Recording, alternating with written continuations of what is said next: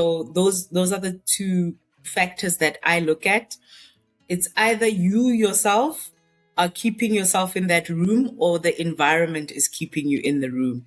But both have the same solution, is to step out of the room.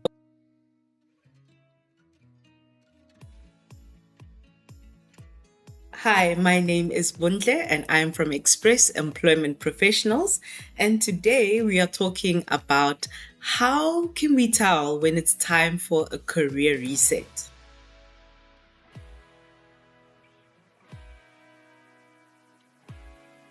Now, this is a very difficult topic to touch on because, when we start out our careers, we start out with goals and what we want to build and achieve within the companies and the careers that we've chosen.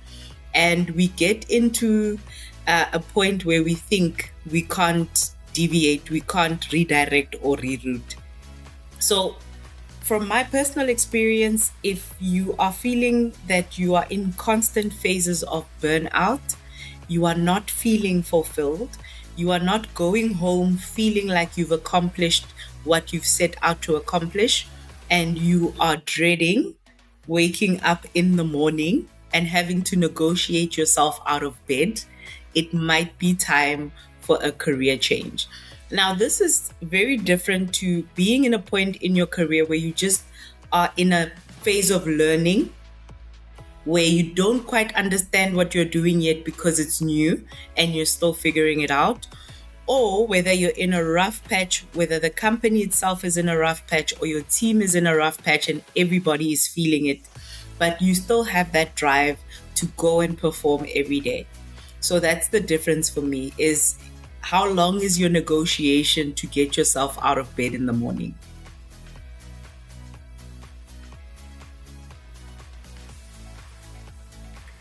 So there are two signs. There's two things that hold people back. It's either themselves or their environment. When you see someone repetitively hitting a wall that you know that they're very capable of getting through and getting over, then you can tell that, okay, something needs to shift because they do have the capacity and the capability. Perhaps we just need to redirect or provide them with tools to get over that wall. So the second sign is whether the environment itself is stifling that person. We often talk about the glass ceiling. It is real. It is something that is real, and people have experienced that ceiling where you feel like, I can't go any further than this. There are some people that are very happy within their jobs and excel very well within their jobs and are happy with where they are in terms of their growth. But there are some people that really do hit that ceiling and feel like, that's it. I can't, beyond this, I can't go. Whether it is pressure from management keeping you there, or pressure in terms of your opportunities and your access to skills that move you to that next level. So those are the two factors that I look at.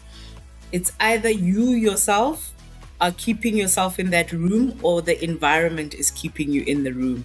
But both have the same solution, is to step out of the room.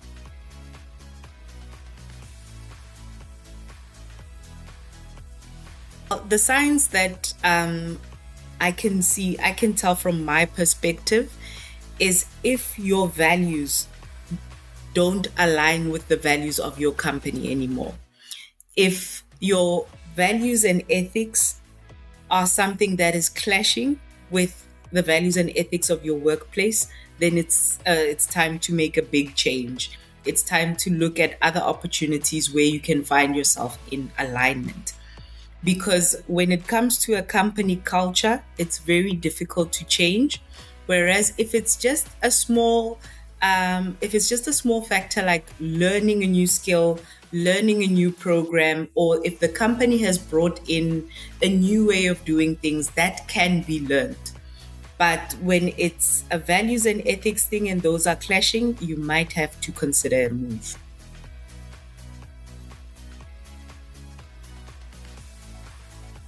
The reason why many professionals stay in roles that no longer fit them is, firstly, When you know how to do your job and you know that you excel at your job, you kind of want to stay in that comfortable place because that's where you know you excel, even if you know you might not be excelling within that specific company. And secondly, it's scary. Change is scary wherever you look at it from. Always, if you look at the economic climate, you always have this thought in the back of your mind that if I move to a different company and that company starts having economic or financial hardship and we might be looking at retrenchment, it's a last in, first out. Secondly, you've built connections with people. You've built connections with the people that you work with. In a new position, you have to learn new people, learn new cultures, learn new ways of doing things. So those are the factors that I think and the reasons why we think we stay a little bit longer than we should, because we are comfortable where we are.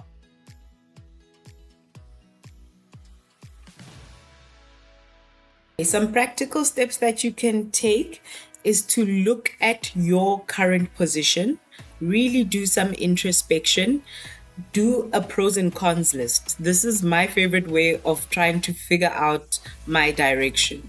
Do a pros and cons. What are the pros of me staying here versus the pros of me finding another job? What are the cons of me staying here versus the cons of me finding a new position?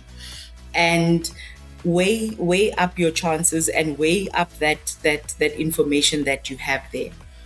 Secondly, speak to your family, speak to the people around you. They're the ones that can see if your light is dimming. Talk to them and say, listen, this is what I am considering. What do you think? Always look at the people that are around you, because they are the people that can and will support whatever decisions that you make. And then thirdly, research. Look at what is out there.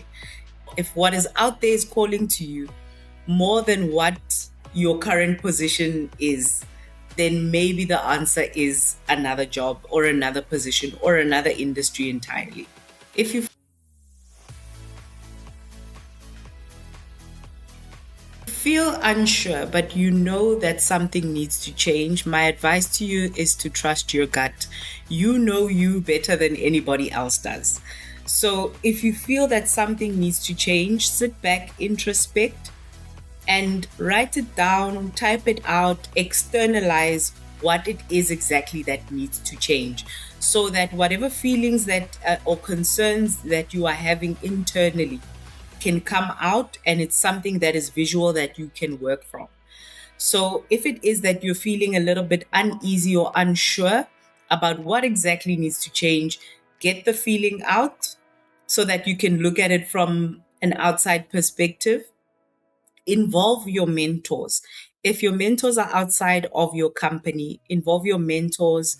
If you are in therapy, speak to your therapist about it. Perhaps they can provide a solution on a medical basis.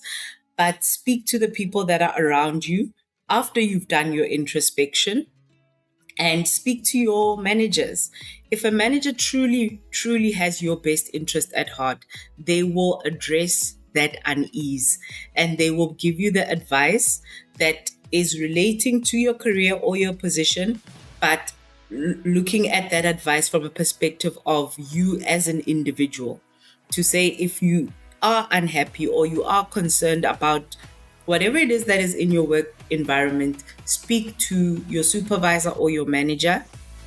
And if they do not come to you and meet you where you are as a person, that is another sign that maybe you need to move. If there's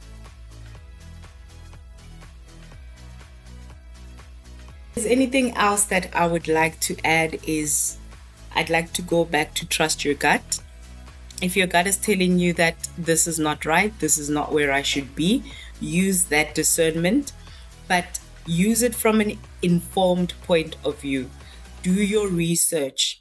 Find out what is happening in your industry in terms of other companies, other careers. Don't walk blindly. Change is scary for anybody, But if you are pushed in that direction or pulled in that direction, there is a reason behind it. You are the only one that's in your specific situation, and you are the only one that is experiencing things from your perspective. So, the best way to take care of you is to look inward. And if it doesn't fit anymore, perhaps because you've outgrown it, or perhaps because the situation has outgrown you, then it's definitely time to take a step. And if it doesn't work out, take another step and see how many steps you can take to get it to a point that it can work out. Thank you so much for watching, and if you found this at all helpful, please like and subscribe. There is a blog with more information linked in the description below.